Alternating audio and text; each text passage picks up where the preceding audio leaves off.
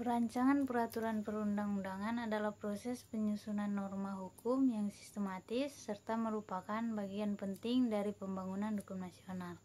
Proses ini harus mencerminkan dan menginternalisasi nilai-nilai Pancasila dan Undang-Undang Dasar 1945 sebagai sumber dari segala sumber hukum negara.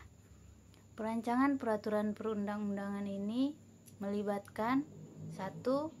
Kajian akademik dan naskah akademik. Ini adalah tahap awal yang krusial.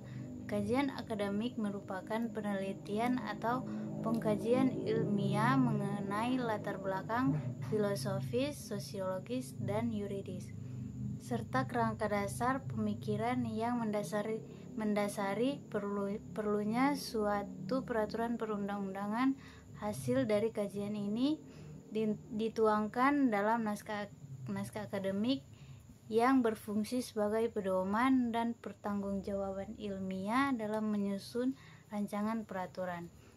Yang kedua, teknik penyusunan peraturan perundang-undangan. Proses ini wajib menggunakan teknik legal drafting atau teknik penyusunan yang baku dan standar. Sebagaimana diatur dalam peraturan perundang-undangan terkait, teknik ini meliputi sistematika, pengelolaan materi muatan, penggunaan bahasa, bentukan pasal atau ayat, dan hal teknis lainnya. Berikut tujuan utama. Tujuan utama dari perancangan peraturan perundang-undangan adalah untuk menciptakan kepastian hukum, keadilan, dan kemanfaatan bagi masyarakat. Kepastian hukum menciptakan aturan yang jelas, tidak multitafsir, dan dapat dilaksanakan sehingga memberikan jaminan bahwa hak dan kewajiban warga negara terstruktur dan terlindungi. Keadilan memastikan bahwa substansi peraturan mencerminkan rasa keadilan di tengah masyarakat dan tidak diskriminatif.